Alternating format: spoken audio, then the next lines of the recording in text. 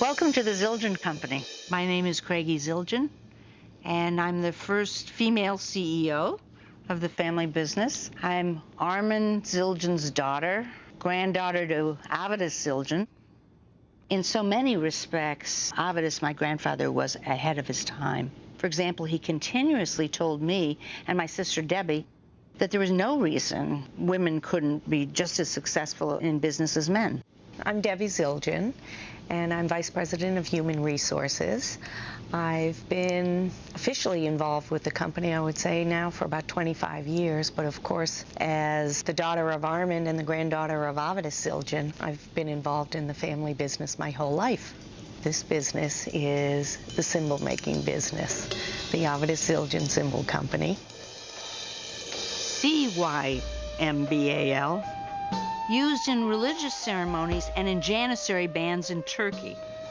My family is Armenian, but lived on the European side of Constantinople in a town named Samatia. It dates back to 1623, when Avidus I discovered the secret formula for making an incredibly clear and brilliant sounding symbol. His symbols did sound different from anything that had ever been created before. The Sultan took note, asked Avidus to join the court and to make special symbols for him. So he lived in the palace, and in 1623, the Sultan allowed Avidus to go out on his own, and so that's what we call the birth of the Zildjian Company, 1623. Zildjian. Z-I-L is Turkish or Armenian for symbol. DJ is maker, and I-A-N is an Armenian suffix for son of a symbol maker, symbolsmith. Dating back to 1623, the Zildjian Company is the oldest family business in America.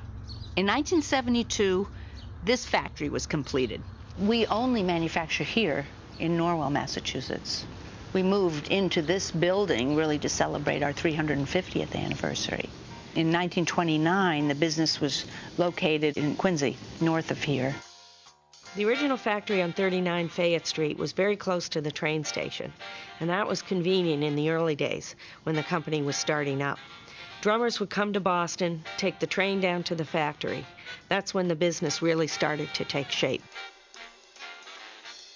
He became very, very close with Gene Krupa. Gene asked my grandfather, can you make a thinner symbol for the drum kit instead of these heavy marching cymbals? Because cymbals had always been heavy marching cymbals. And he did, and it just became really popular. Joe Jones came along, really popularized the hi-hat. And all these terms never existed before, so you had to just make a name up. Well, this sounds like crash cymbal, so we're going to call this a crash. And this is sort of a ride beat. That's a ride cymbal. All of that terminology originated here with my grandfather and the drumming community. So this was the emergence, really, of the drum kit as we know it. And my grandfather was an important part of that. Artists love to come here and visit us, and we love to have them. One of the most fun parts about being in this business is when a drummer comes here for the first time, to see how excited he or she gets. When the office was first built back in 1972, my father, who was very artistic as well as being musical, wanted the lobby to have that Middle Eastern feel, to have it recall the history of our company and our family. And that's why we have a lot of oriental rugs, the shape and design of the columns there. And of course now we've added the drum kits. We started asking some of our dearest and closest endorsers if they'd be willing to donate a kit, because they're just such a part of our history. So this really began with Elvin Jones's kit. And that's a very special kit because Elvin was just such a very warm, enthusiastic, happy person. And he made a number of visits here and got the biggest kick out of seeing his drum set there. And then right next to Elvin's kit, we have a replica of Ringo Starr's kit, which brings you right back to the era of the Beatles.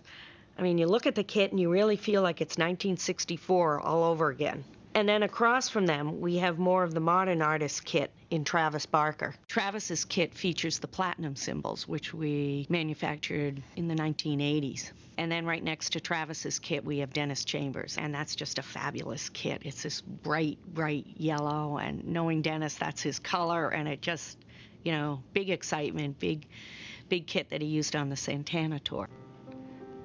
We have Buddy Rich's set here. Buddy gave that to my father as a gift. My father had to have been his biggest fan. And there's the quote there that when Buddy was dying of a brain tumor, my father said, "I've got your drum set, Buddy."